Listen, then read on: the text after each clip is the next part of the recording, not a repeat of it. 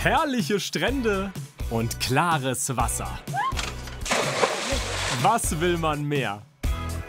Kalimera, ich bin unterwegs auf Kreta. 5 Tage lang erkunde ich die Insel mit den unterschiedlichsten Fahrzeugen. Wow, wow, wow. Dabei habe ich nur ein begrenztes Budget für Flug, Unterkunft und Verpflegung. Ich bin ab sofort reif für die Insel, und zwar für die beliebteste Insel in Griechenland. Ich bin auf Kreta. Jedes Jahr kommen hier über 5 Millionen Urlauber her. Ist also wahnsinnig beliebt. Gleichzeitig soll die Insel aber in den letzten Jahren deutlich teurer geworden sein. Ob das so ist, will ich herausfinden. Ich bin eine knappe Woche hier, will aber nicht mehr ausgeben als 1.000 €. Also viel Spaß bei Was kostet Urlaub auf Kreta?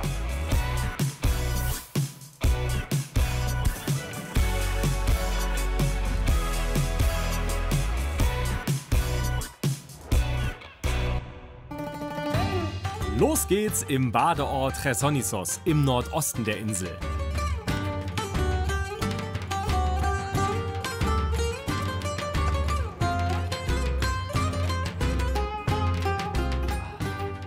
Ich habe mir gedacht, für die erste Kontaktaufnahme mit Kreta, ich mache jetzt mal eine schöne Bootsfahrt. Wetter spielt mit, die Sonne ist da und vielleicht kann ich sogar mal das Entchen machen. Rein ins Mittelmeer. 25 € kostet mich die 3-stündige Fahrt entlang der Küste. Ich bin gespannt, ob sich das lohnt. Und eins ist schon mal sicher, die Tour ist nichts für Leute, die schnell seekrank werden.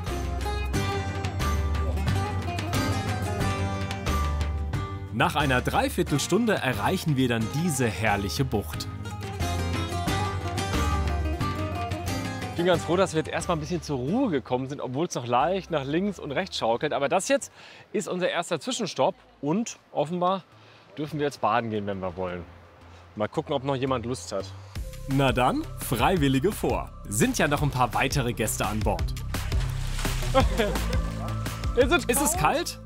Ein bisschen. Es ist ein bisschen kalt. Nur ein kleines bisschen. Also nur etwas.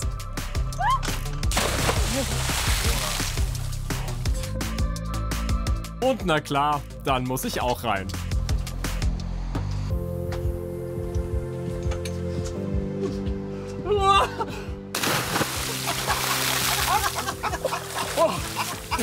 Oh, es ist auf jeden Fall kälter als angenommen. Oh. Aber nach ein paar Minuten geht's dann aber doch. Was gefällt euch an der Insel? About the island. Das Wetter ist ähnlich schön wie in unserer Heimat Israel. Aber die Luft ist viel sauberer. Macht großen Spaß hier. Das auf jeden Fall. Und nach ein paar Minuten entdecke ich einen großen Schwarm Fische. Eigentlich gehört noch ein zweiter Spot zur Tour. Doch der Seegang ist heute einfach zu ruppig. Dafür erwartet uns ein völlig unerwartetes Schauspiel. Da vorne sind die Delfine. Guck mal, links. Guck mal hier unten.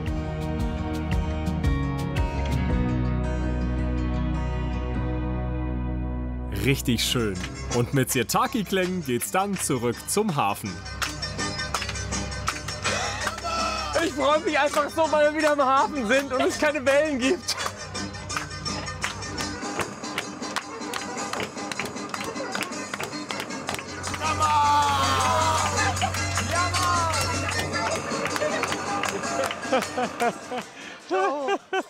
Also, jetzt sind wir mal richtig gebührend eingelaufen hier in den Hafen und ich kann gar nicht meckern. Wir sind geschwommen, wir haben Delfine gesehen, mir wurde ein bisschen schlecht, also sensationell. Sensationell beliebt ist auch Kreta als Urlaubsziel, als Nummer 2 in Griechenland, gleich hinter Athen. Dabei ist vor allem der Norden der Touristen-Hotspot schlechthin. Hier ist auch meine Unterkunft, ein 3-Sterne-Hotel im Küstendorf Malia. Ja, schönen guten Tag. Hier wohne ich. Tür bitte ignorieren, Achtung. Jawohl. Hereinspaziert. Also, das wird hier genannt Superior Apartment. Ist eine sehr, sehr kleine Apartmentwohnung. Fangen wir mit der Küche an. Die Küche ist ein bisschen oll. Naja, also hier Dunstabzugshaube fehlt schon hier auch ein Knopf und Hat länger keinen Schwamm mehr gesehen. Sei es drum, Wasserkocher. Ich habe sogar ein Waffeleisen. Okay. Bad dagegen ist neu, glaube ich. Ist noch nicht so alt, ist schick gemacht. Das Bad wurde erst vor kurzem renoviert und eine Schlafcouch gibt's auch. Dann geht's hier rein ins Schlafzimmer. Das ist so ein bisschen kitschig, auch mit diesen Schmetterlingen hier an der Wand und die Kronleuchter. Aber es soll, glaube ich, sehr modern sein, so wirkt es auch. Und das will ich dazu sagen, es ist sauber. Und das ist für mich immer das Wichtigste. Und was schön ist, ich habe sogar theoretisch einen Meerblick. Man muss hier bitte einmal durch diese beiden Palmen zoomen und dann, da draußen ist das Meer. Zumindest mit ganz viel Fantasie. Ich finde, mein Zimmer, mein Apartment passt total gut. Pauschalurlaub, 3 Sterne. Ich bin fein damit. Ich finde, es passt zum Preis. Ein 6-Tage-Pauschalurlaub inklusive Apartment, Flug und Halbpension für 635 €. Jetzt im April ein echtes Schnäppchen. Denn von den meistgebuchten Pauschalreisezielen ist kein Ort in diesem Jahr im Preis so stark gestiegen wie Kreta. Warum kommen dennoch so viele auf die Insel? Was fasziniert euch hier so an Kreta? Warum seid ihr hier? Erstmal die Landschaft. Ja. Du hast Berge, wo jetzt im Januar auch alles voll mit Schnee war und so weiter. Hast den Strand, die Mentalität der Menschen. Ja, die sind so nett und freundlich hier. Ja. Herrlich. Einfach Also wie du herrlich. hier begrüßt wirst und ja, einfach die Freundlichkeit der Menschen. Ist das so? Also sozusagen, ihr fühlt euch sofort willkommen und seid im Ja, wie zu Urlaubsmodus? Hause. Genau. Also es ist was anderes wie, sag ich mal, Spanien, Italien. Ist das so? Ja, absolut.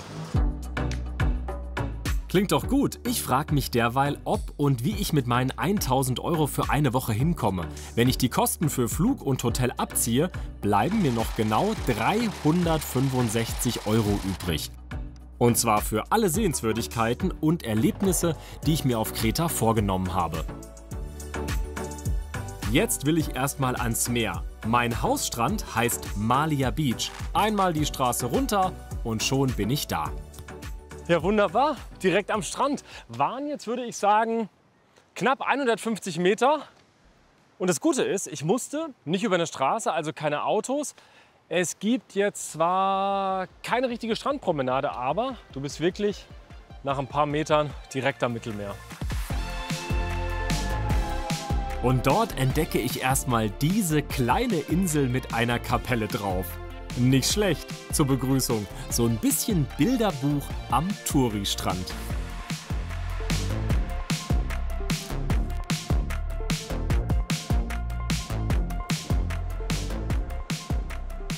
Also Griechenland ist ja bekannt für sein azurblaues Wasser und diese weißen Strände. Das ist jetzt hier nicht der Fall. Ich finde, das ist ein richtig guter Strand, wie man ihn so kennt am Mittelmeer. Und also ich in meinem Pauschalurlaub kann super damit leben.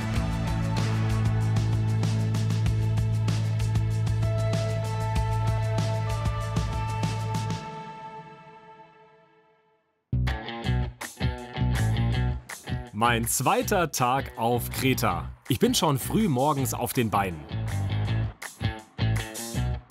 Und jetzt geht's zu einem echten Urlaubsklassiker auf der Insel, und zwar dem Palast von Knossos. Und das Ganze probieren wir per Bus. Die Busse fahren an den Hauptrouten der Nordküste gleich mehrmals pro Stunde. Und das Witzige ist, das steht hier sogar direkt auf Deutsch. Abfahrten, kann sogar ich lesen. Da muss ich hin. Und hier ist meine Zeit.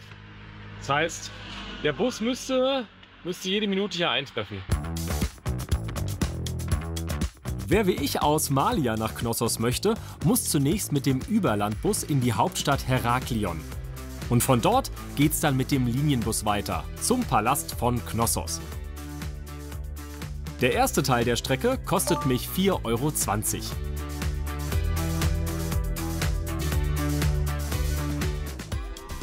So eine Haltestelle direkt am Meer, es hat auch was.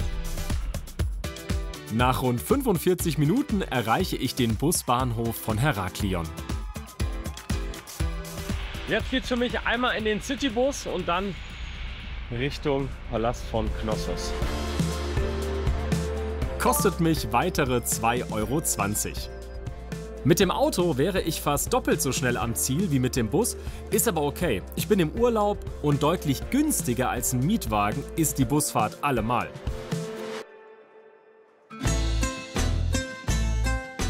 Der Palast von Knossos ist nicht nur das Highlight auf Kreta, sondern auch eine der wichtigsten Sehenswürdigkeiten in ganz Griechenland.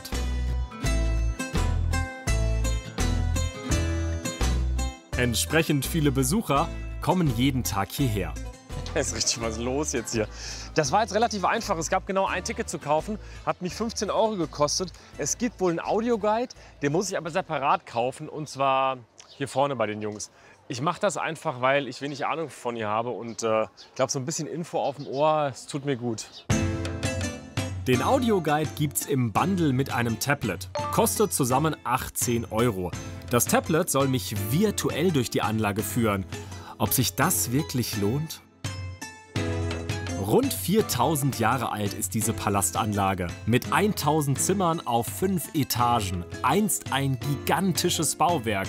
Aber eben einst.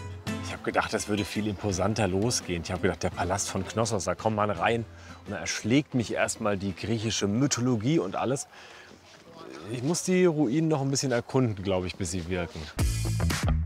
Tatsächlich wurde Knossos nach einem Erdbeben fast völlig zerstört. Nur ein Teil der Anlage konnte wirklich rekonstruiert werden. Immerhin zeigt mir mein Tablet, wie der Palast in der Antike ausgesehen haben könnte. Also früher sah das mal ganz schön aus. Die Architektur ist hochinteressant. Viele der Säle und Innenhöfe sind nur durch verwinkelte Gänge und Treppen miteinander verbunden, wie in einem Labyrinth. Aber irgendwie will der berühmte Funke nicht überspringen. Da hilft mir auch die moderne Technik nichts. Im Gegenteil. Jetzt habe ich mir das Teil besorgt für 18 €. Jetzt will ich es auch benutzen, aber ich renne die ganze Zeit nur mit dem iPad so vor der Nase rum, anstatt selber mal zu gucken, was gefällt mir, was beeindruckt mich. Ich lasse es jetzt mal hängen und einfach baumeln und guck mal selbst ein bisschen. Nach gut 2,5 Stunden habe ich dann genug gesehen.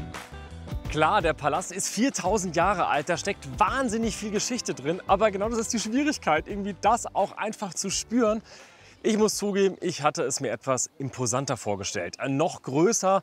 Für mich persönlich gehört es nicht nach oben auf eine Bucketlist und wenn ich mir das hier anschaue, ich glaube, dann würde ich eine Führung machen. Da bekomme ich noch mehr Hintergrundinfos, kann noch ein bisschen mehr eintauchen, konzentriere mich auf das Wesentliche und ich habe nicht immer so ein blaues Ding um den Hals hängen.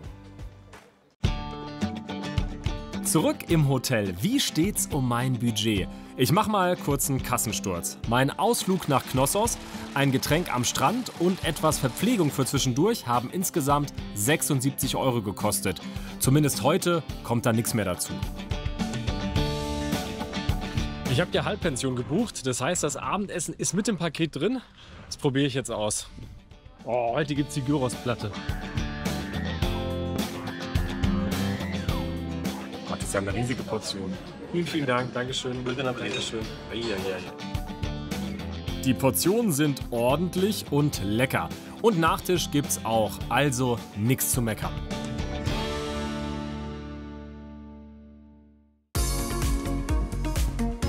Tag Nummer 3 auf Kreta. Heute möchte ich die Insel mit einem Mietwagen erkunden. 60 € kostet mich das Auto für einen Tag. Meine Tour geht einmal quer über die Insel in den Südwesten, zu einer Schlucht, die bekannt ist für ihre steilen Klippen und spektakulären Wasserfälle.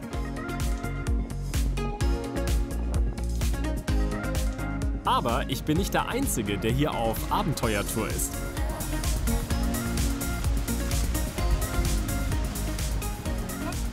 Das ist halt so ein Abenteuer hier. Hey, vielen Dank für die Zeit. Alles gut. Wie seid ihr genau auf diese Schlucht gekommen? Also warum seid ihr hier? Wir haben eine andere Schlucht gesucht, aber die war gesperrt, weil die Felsen runtergefallen sind. Ja. Und deswegen sind wir hier. Es gibt ja Leute, die schwimmen einmal nach vorne, laufen für so Instagram-Fotos und so. Wart ihr im Wasser? Nee, ist zu kaltes Wasser. Okay, kommt euch auch nicht in die Tüte. Ja, ich denke, das ist mehr ein Ding für Juni, Juli. Ja. Jetzt ist noch ziemlich frisch, 20 Grad ungefähr. Und ja, man merkt selber, der Wind ist auf jeden Fall, es geht so ab. Vielen, vielen Dank. Viel Spaß. Schönen Urlaub euch noch. Ciao, ciao, macht's gut. Wir sind nur heute hier.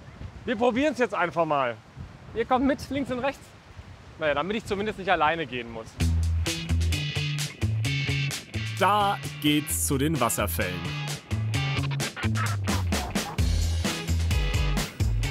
Boah.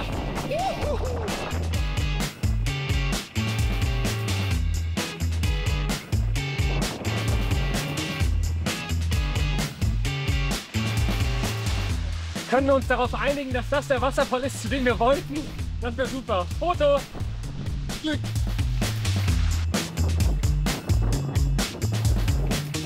Oh nee, Thomas! Er hat's gemacht! Thomas! Ich hasse euch. Oh, ich hasse euch. Oh, oh. Man kann doch nicht mehr laufen. Gleichzeitig filmen und schwimmen eher schwierig. Egal, weiter. Das ist jetzt schon richtig cool.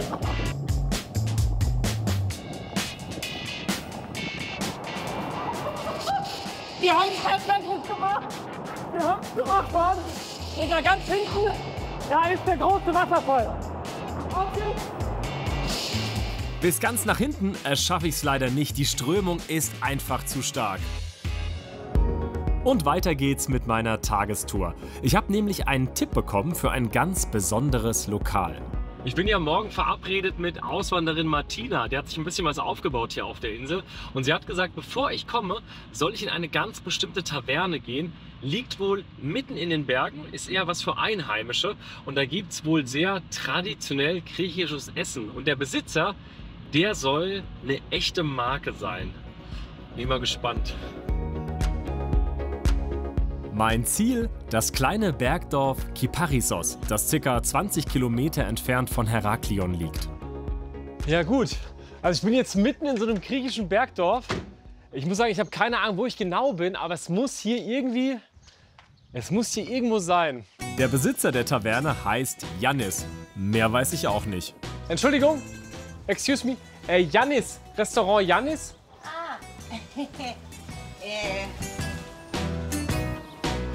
Ja? Ευθεία κάτω, Ja? στρίβεται εκεί. Ξέρετε μωρέ, γιατί και κάνετε το ντοκιμαντέρ στην ταβέρνα. Taverna Yannis? Ταβέρνα, μωρέ. Vielen Dank. Έτος, μωρέ, Dankeschön. εγώ. Dankeschön, vielen Dank. Was heißt denn Danke auf Griechisch? Ich muss noch lernen. Evaristo. Das ist schon mal ein gutes Zeichen. Jeder weiß, wo das Restaurant ist. Das spricht eigentlich immer für die Küche. Also Stimmgewirr müsste hier sein, aber es ist von außen überhaupt kein Schild, nichts dran. Ja, ist ein Restaurant. Hey, Johannes, my name. I'm Yannis. Yannis, nice to meet you. Yannis. Ach, Ja, ein bisschen Deutsch spreche ich. du sprichst Deutsch? Ja. Und wieso sprichst du Deutsch? Ja, damals war ich in Deutschland vor 3 Jahren gewohnt. Das ist viele Jahre her, aber ein bisschen Deutsch kann ich. Ja, du sprichst viel besser Deutsch als ich hier Griechisch, gar nicht. Ja, okay. Ey, das ist ja ein witziger Laden bei dir. Ja. Das ist ja Wahnsinn. Und du kochst direkt an der Eingangstür? Ja. Seit wie lange machst du das schon? Seit 24 Jahren. Ja. Und du bist ausgebildeter Koch, oder? Ja. Ach, witzig. Aber Weil, man lernt hier. ja, learning by doing. Studiert, aber Wie ist das bei dir? Gibt es ein Menü, oder? es gibt ein bestimmtes Menü und das weiß nur ich. Für die Gäste, das ist eine Überraschung. Sie setzen sich an einen Tisch und das Essen kommt so automatisch und jeder bezahlt 20 € zum Beispiel und trinkt und essen, was ich gekocht habe und das alles. Ey, das ist wie bei uns zu Hause, bei meiner Oma. Es wird gegessen, was auf den Tisch kommt. Eine Taverne wie gemalt. Alte Mauern, Kerzen statt Beleuchtung. Urig, gemütlich und richtig gut besucht. Den Wein zapft sich jeder selbst aus den Holzfässern. Ganz kurzer Tipp, wo ist Rotwein, wo ist Weißwein oder ist alles rot? Das oder? sieht man eigentlich. Hilf Guck mal, mir. wenn Levko steht da, es heißt weiß. Ja. Weiß, Wein. Kokino, Ja, Rotwein. Dankeschön. Ja? Das ist ja witzig, einfach selber zapfen hier. Sehr verlockend, aber nach einem Glas ist für mich Schluss. Ich muss ja noch fahren.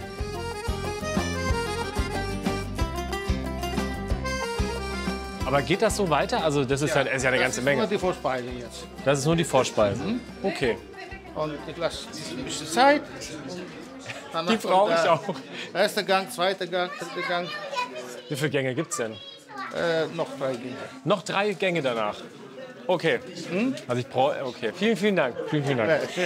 Ja. So, guten Appetit. Dankeschön, Dankeschön. Ich muss ganz schnell Freunde finden, mit denen ich das teilen kann.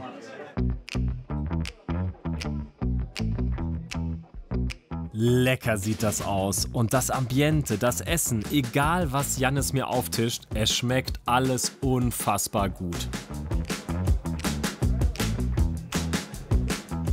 Ich habe zum ersten Mal das Gefühl, auf dieser Reise so wirklich einzutauchen in ein Land. Und das habe ich ganz, ganz selten, wenn ich irgendwie unterwegs bin, dass man wirklich das Gefühl hat, das ist jetzt Griechenland pur. Jammers. Die meisten Gäste, erzählt mir Jannis, kommen aus dem Dorf oder aus der Region. Was ist so besonders hier? Hier kommen alle gemütlich zusammen. Man isst und trinkt gemeinsam den ganzen Tag lang. Von mittags bis spät abends. Wann ging es heute los? Um 2? Ja, wir sind schon seit 2 Uhr hier. Wie viel Uhr ist jetzt? 6 Uhr. Und ich lebe immer noch.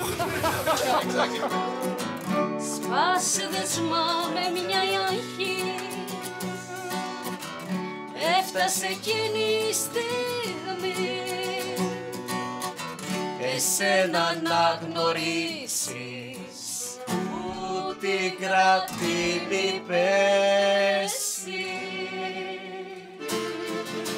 Das ist total der schöne Moment. Das ist wirklich, gerade hast du echt das Gefühl, du spürst Griechenland. Und ich weiß gar nicht, ob ich das Restaurant empfehlen würde, weil es hat natürlich seinen Charme, weil wenig Leute wie ich hier sind, weil es so ein Kleinod ist. Auf der anderen Seite muss man es eigentlich gesehen haben. Besondere Atmosphäre. Gefühlt Griechenland pur. Ich könnte noch Stunden bleiben, aber ich muss zurück ins Hotel.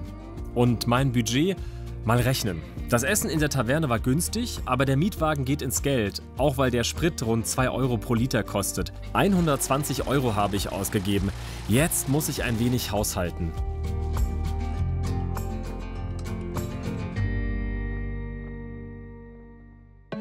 Tag 4 auf Kreta. Und hier steht mein Flitzer für den heutigen Tag.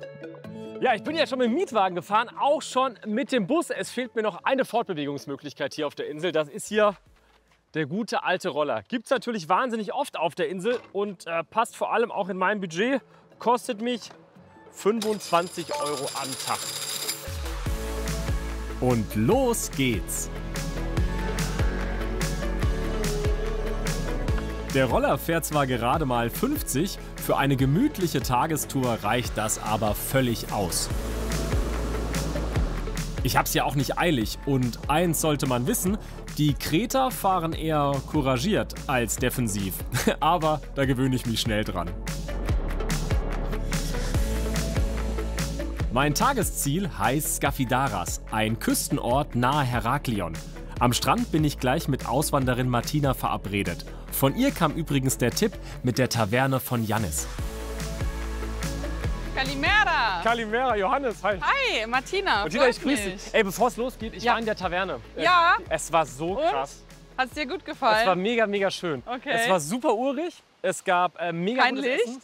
Es gab genau kein Licht. Ja. Und sie haben Musik gespielt live und es war eine richtig gute Stimmung. Super. Wein hast du auch probiert? Naja, du kannst dir ja so, es ist ja quasi all you can drink. Richtig, richtig. Woher kennst du den, Jannis? Ich kenne den von meinem Mann. Ich habe meinen Mann vor inzwischen über 10 Jahren hier auf Kreta kennengelernt. Komme selbst schon seit fast 30 Jahren nach Kreta zum Urlaub machen und immer hier in die Nähe von Heraklion und dann kommt man da irgendwann mal vorbei. Das war wirklich ein super Tipp. Vielen Dank dafür. Sehr gern. Aber ihr habt eigentlich hier einen recht großen Verleih, oder? Und das Geschäft ist seit über 40 Jahren in der Familie meines Mannes. Und ich bin jetzt auch vor 6 Jahren mit hier eingestiegen. Inzwischen haben mein Mann und ich 3 Stationen selbst übernommen. Und ja, wir haben die unterschiedlichsten Aktivitäten, eigentlich alles, fast alles, was man auf dem Wasser machen kann, versuchen wir den Kunden hier im Urlaub eine schöne Zeit, um ein bisschen Action zu bieten. Also das heißt, du hast quasi während eines Urlaubs dein Herz nicht nur an die Insel, sondern auch an einen Kerl verloren. Richtig, ja, so ist es tatsächlich gelaufen. Martina hat ihr Leben komplett umgekrempelt. Als sie ihren Ehemann Georgios kennenlernte, hatte sie noch eine Stelle als Unidozentin in Bayern. Jetzt verleiht sie Wassersportequipment auf Kreta und lässt es sich auf der Insel richtig gut gehen. Was würdest du sagen, was ist so die beste Jahreszeit, um hier Urlaub zu machen, wenn ich sparen will? Wenn ich eben nicht so viel ausgeben will? Definitiv jetzt, so Mai bis Mitte Juni ungefähr. Dann beginnt bei den meisten Hotels, die ziehen dann die Preise an, wirklich die Hauptsaison, bis circa Mitte September. Und dann ab Mitte September bis Ende Oktober, wenn man Glück hat, ist das Wetter hier wirklich noch traumhaft schön. Dann ist das Meer auch wirklich noch warm. Also deswegen so Mai, Anfang Juni und dann in Oktober rein. Das sind so die besten Spartipps. Kannst du irgendwie beschreiben, wie tickt der Kreter so? Ich würde sagen, auf jeden Fall entspannter als die Deutschen. Also es läuft doch alles ein bisschen entspannter ab. Die Griechen haben ja dieses Sprichwort Cigar, Cigar, langsam, langsam. Cigar. Wegen Zigarre oder? Nee, Cigar heißt einfach langsam. Ach so, einfach langsam. Genau. Und ich dachte, weil man so entspannt Zigarre raucht, aber das ist natürlich Quatsch. Nee. Ja.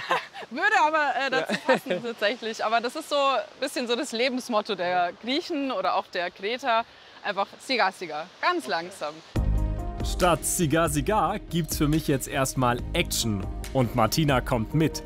15 € kostet eine Fahrt auf einem solchen Wassersofa. Aber wie ist das? Wir fliegen dann runter, oder? Nein. Nein. Inzwischen ist es so, dass wir aus Sicherheitsgründen alle Pullings ohne Runterschmeißen machen. Natürlich auf der Banane springen dann auch mal welche runter, aber gerade jetzt beim Crazy Ufer, was wir machen werden, da bleiben wir schön in der Mitte sitzen und haben aber trotzdem genauso viel Spaß. Okay, also das heißt, er gibt einfach Vollstoff.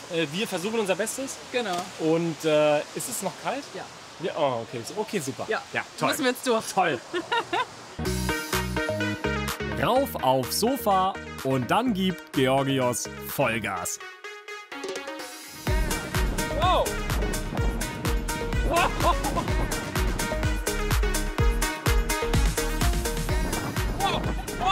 Wow! So kalt, ja, aber er wird schon schwierig. Oh ja.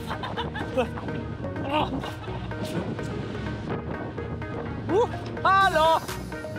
Oh, ich bin schon auf dem Boden der Tatsachen angekommen.